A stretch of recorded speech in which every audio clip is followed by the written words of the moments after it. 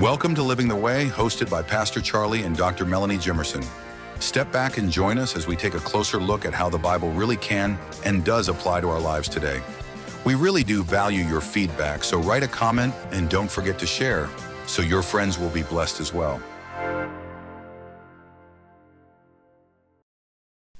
Welcome back to Living the Way.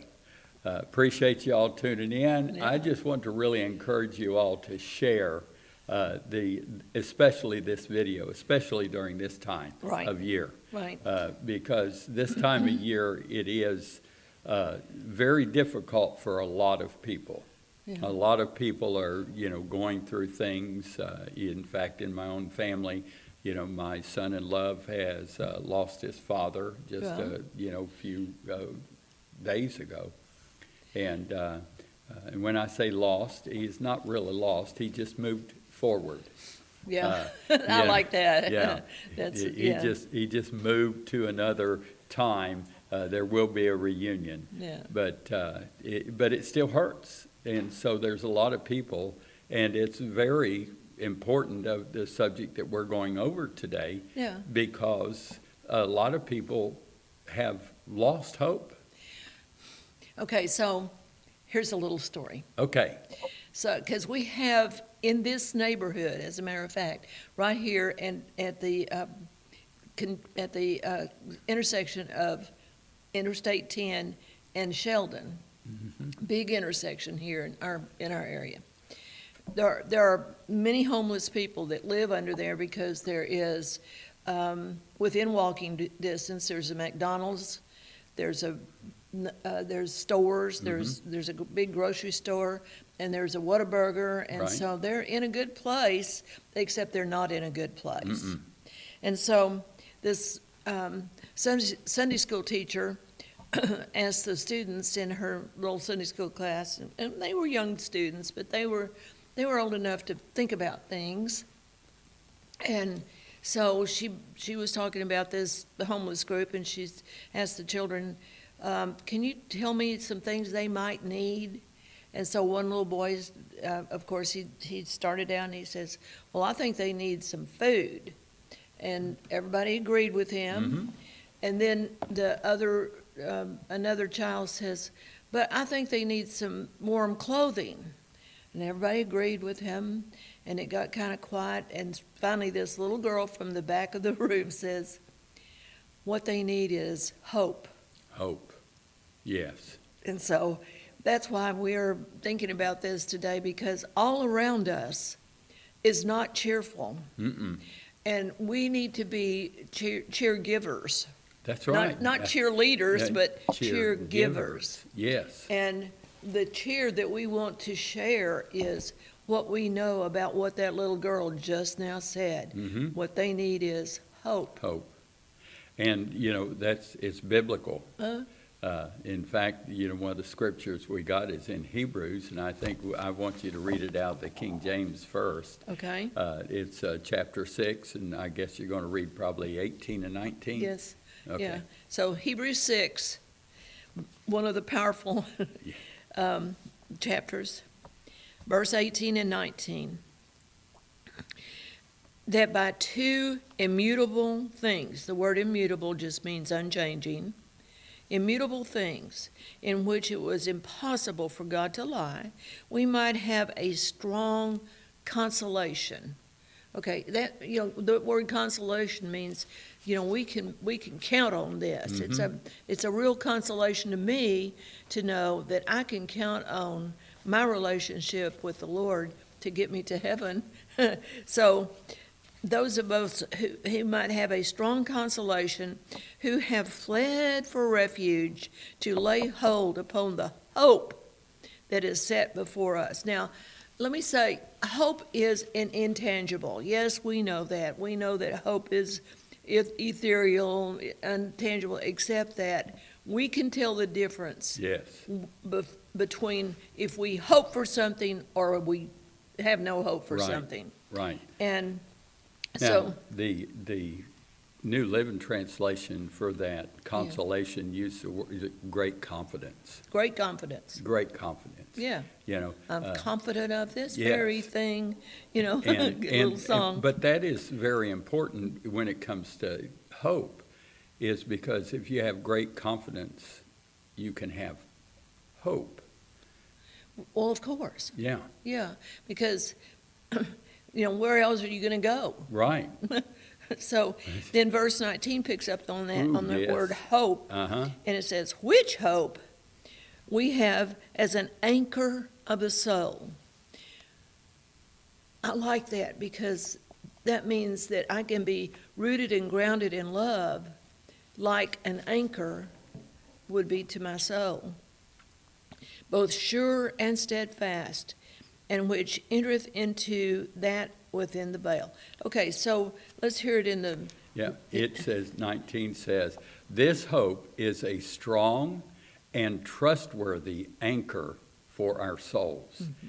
It leads us through the curtain into God's inner sanctuary. Through the curtain. Through the curtain. Through that. Now that curtain is Jesus Christ. Of course.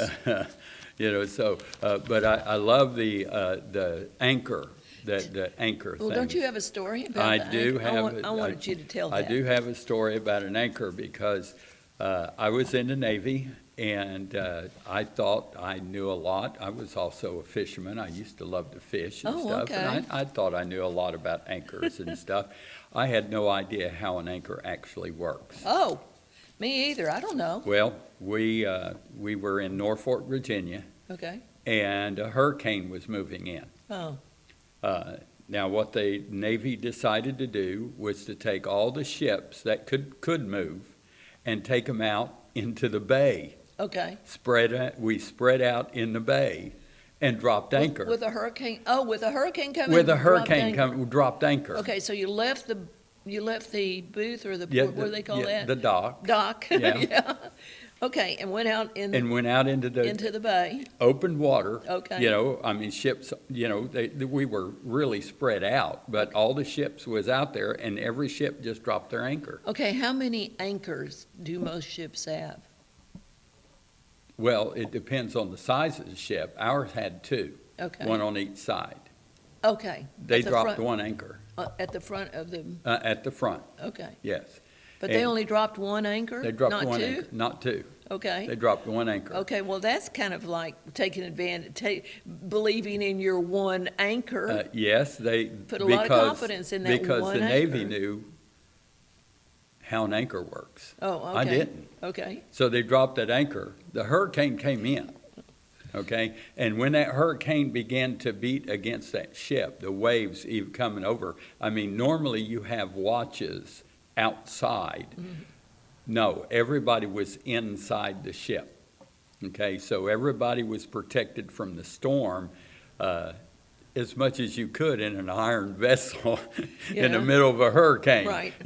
Personally, I thought the Navy had lost their mind because I'm going like, this ship could outrun that hurricane. Yeah. We could go around it and come in behind it after it left, Yeah. is what I'm thinking we should have did. But no, they went out into the bay, dropped the anchor. Well, what happened is that hurricane come in, it began to beat against that ship, and it turned that ship and started moving it away. When it did, it dropped, and this is why they were in the bay, because the anchor had to touch the floor of the sea. yeah, okay. Because when it did, it turned that anchor on its side, and as the ship began to move, with the storm, the anchor began to dig down into the bed of the sea. Oh, I like that. And the harder the storm raged, the deeper the anchor went, and the stronger the anchor was. The storm made the anchor stronger. Okay. It was so strong that when the hurricane left and we were given orders to come back into port, they began to pull up the anchor, and it's all mechanical. Yeah. So, and I just happened to be outside when this happened. The front of our ship began to go down to where it was actually underwater. The tip of our ship was underwater. And they give the order to release the anchor so the ship popped back up. Okay. The only way they could get that anchor up is they had to latch it back to where it couldn't move and move the ship forward. I see. Oh, I You see. couldn't back up. Had to give it a bunch of slack. You had, no, it's not slack. They kept tension Oh. in it, but they moved the whole anchor forward. Oh, You can't back up. okay. See, our anchor doesn't back up. Right. That's right. Our anchor goes forward. When we go through a storm, our anchor is what holds us steady and holds us and protects us. But when that storm passes, you can't back up. You've got to start going forward. That's how an anchor works. You know, I would wish that every church would hear that Yes. and learn about exactly how important this anchor is. Yes.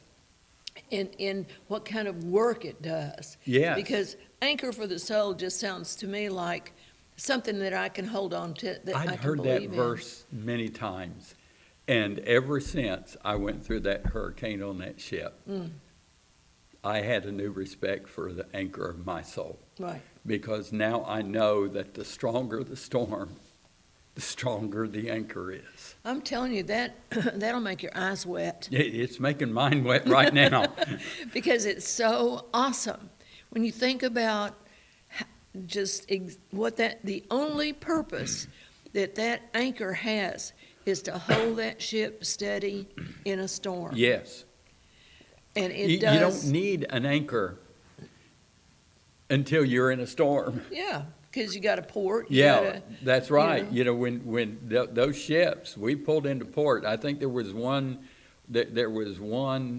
port that we were in. It was a beautiful city that our ship could not go into port because they didn't have a big enough port. Oh, okay, So we actually weighed anchor out there. okay. Now, But why do they use the word weigh? It's W-E-I-G-H. Right. What does that mean? It just means to throw it. The Yeah. weight of it, Mhm. it has to do with the weight of it. It has Okay. to do with the weight. You And know, when you said that, I thought, yeah. I've heard that word too. I never really thought about the fact that it has enough power in Right. it, just by virtue of the fact that it's 100% metal or Yes. maybe lead or something. And it's heavy. Okay, And it is heavy. yeah, But the thing is that was the only port, and we had to take Liberty boats. We had smaller boats, and we'd take Liberty boats to get into the actual the port Yeah. that they had. Otherwise we would just go inside, and normally a tugboat would come along and tie on to you, and because a tugboat could move you quicker than the ship could. The ship, they're long, so they don't just turn on a dime, but a tugboat can take you, and your ship is like this. I'll put it on the camera like Yeah. this. Your ship is long ways. Well, that ship to turn, it turns like this, but a tugboat on this side can come up and go in this way and push the ship and get Against the water. and get it Wow. positioned exactly where it needs to in a short area. So tugboats are very important, but that's what you do when you come into port. Tugboat, you come in so far, then the tugboats come out, they grab a hold of you, and they take you and they put you where you're supposed to be. oh my gosh, wonderful. But the anchor of our soul Yeah. is stronger.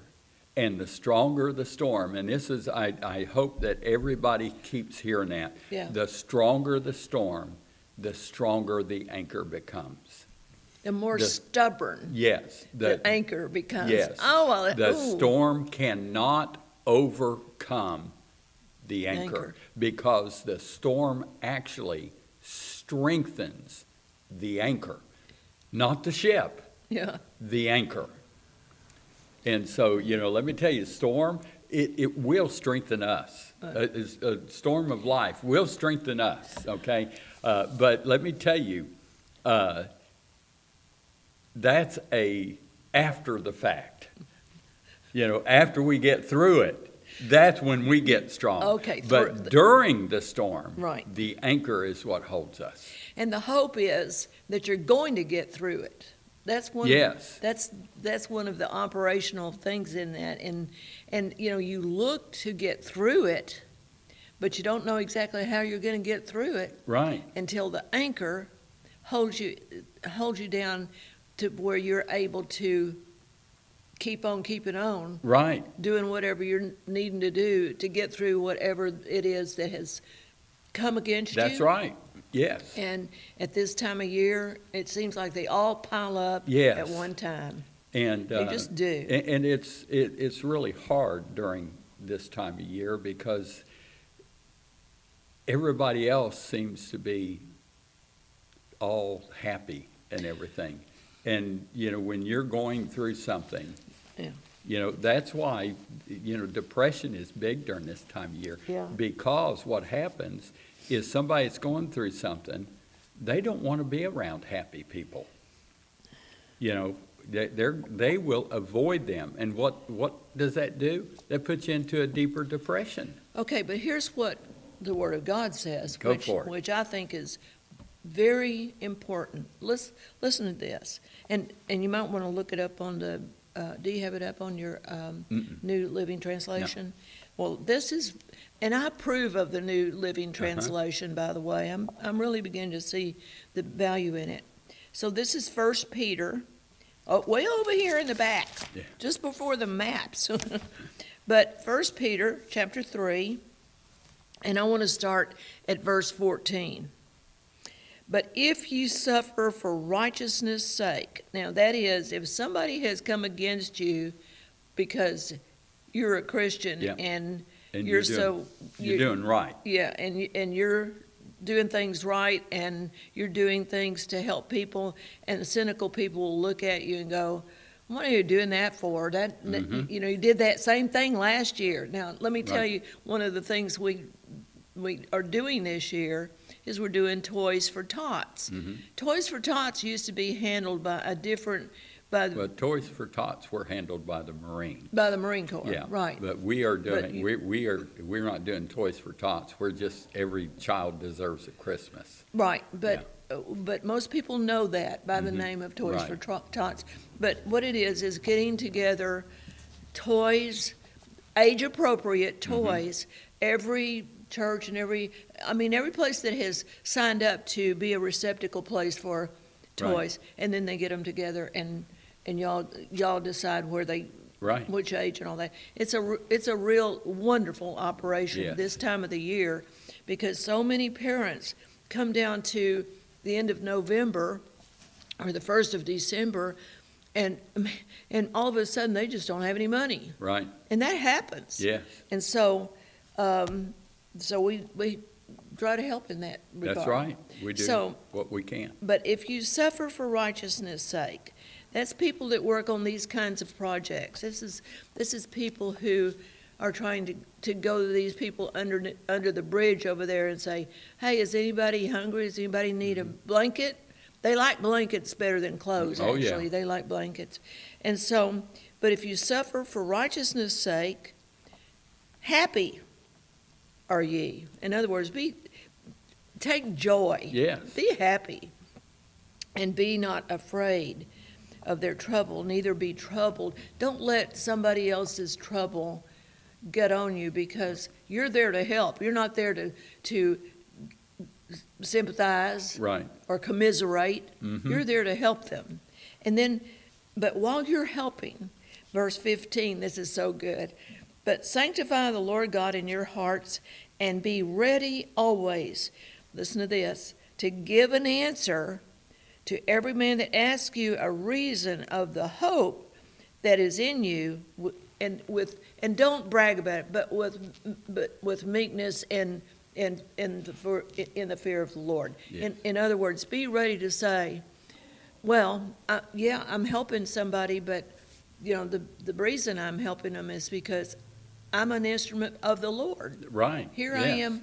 I'm actually hoping that the Lord will reach them just by me taking them some Right. toys and And stuff. and I was a recipient of a time when Oh. my family would not have had Christmas if Oh, it wasn't no. for a church. Well, okay, tell us about that. Well, it was, my dad worked as a truck driver, and the Teamsters were on strike. Here you go. The Teamsters were on strike, but they weren't helping the families that much. And our parents told us that we would not have Christmas that year, and explained why. Most of us were old enough. My youngest brother wasn't quite old enough to fully understand. So that's what we expected. And all of a sudden, Christmas came. My youngest brother, got up, and it's Christmas, and, we're going like, go back to bed, but of course he didn't. He ran out there, but then he ran back in, and he comes back and he said, it's here. And we're going like, How wonderful. what? He had expectations. Yes, and we went out there. It was honestly the largest Christmas I ever remember as a child. I mean, there was an abundance of stuff.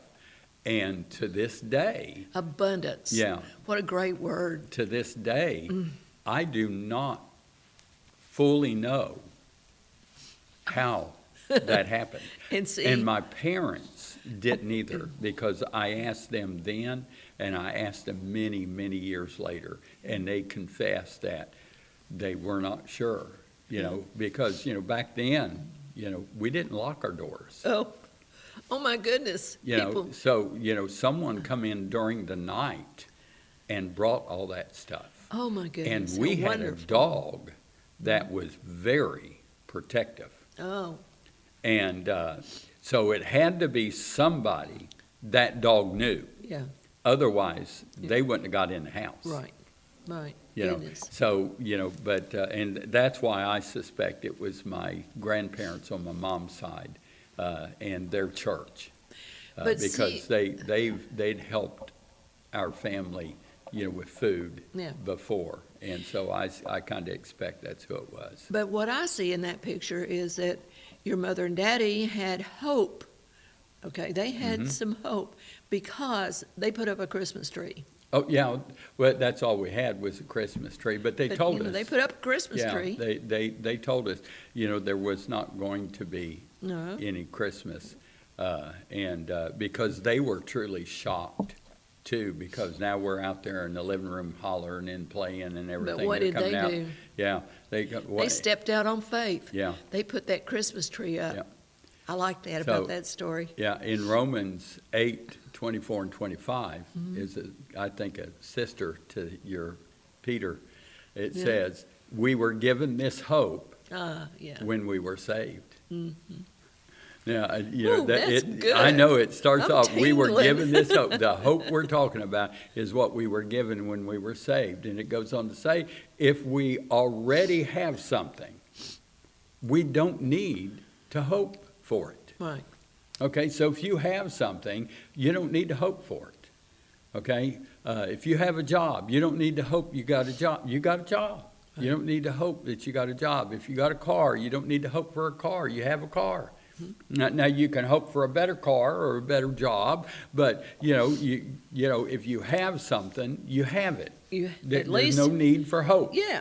Okay, but 25 says, but if we look forward to something we don't yet have, Oh, my goodness. we must wait patiently and confidently. But see, That's the confidence of hope that we have. That's right. That's the anchor. Yes, the that's confidence the that anchor. we Yes, have. yes. The confidence And we it's have in our hope. all in Jesus. So let me tell you, you may be going through some hard times. We may be talking to some people that it's maybe you've lost a loved one. Maybe a loved one's gone on to their reward. It just doesn't feel like Christmas right now. And everybody's being festive. You've gone through Thanksgiving, and now you're looking at Christmas and in New Year's, and you're going like, you just don't feel right. Let me tell you, If you have Jesus Christ, you have hope. Yeah. I just read it. We were given this hope. Mm-hmm. We didn't earn this hope. No, we don't earn it. We were given this hope when we were saved. Right. So you have that hope. And you need to hold on to that anchor.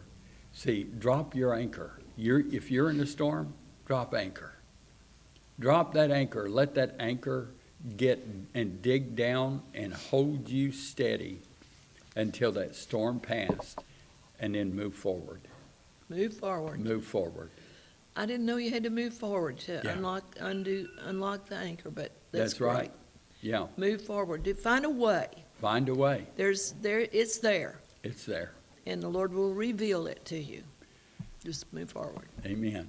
So we're getting ready to close. Then again, 30 minutes just goes by so fast. But I want to thank you all for tuning in and let you know that if you're watching this on Facebook, please share it. If you're watching it on YouTube, please share. Like, and maybe tell one of your friends about us, and send it to them personally. And maybe you know someone that is really struggling right now. Well, send them this. Yeah.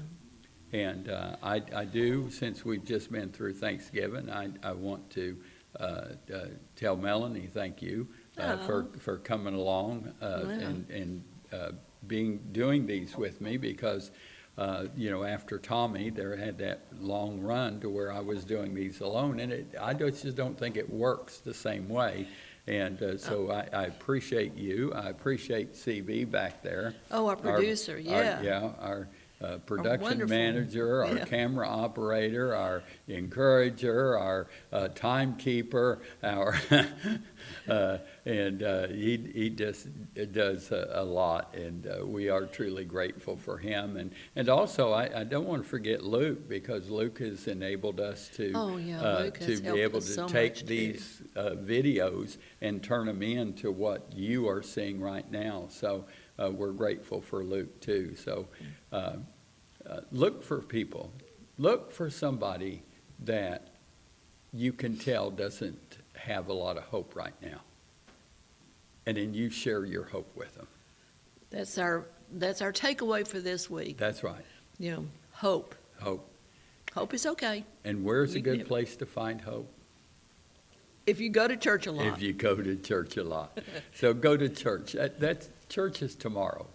Be in church tomorrow. There'll be someone in your church that will need hope. Encourage them. Encourage them. Put If your arm nothing around else, them. give them a hug. Yeah. I was known at a church that I went to a long time ago. I was known as, two women were talking, and I hugged them, I greeted them, and I hugged them and everything. And as I was walking away, I heard them talking. One says, because I was new to that church, and they went, "What is that guy's name?" And the other person says, "Well, I don't know. I just call him the hugger." That's all you need to know. So hug somebody. You'd be surprised what that does You for will. somebody's insides. Yeah. So good night. God bless. Go to church. Thank you for watching, and remember, be in church tomorrow. If you don't have a home church, you really need to find one. The church needs you, and you really need the church.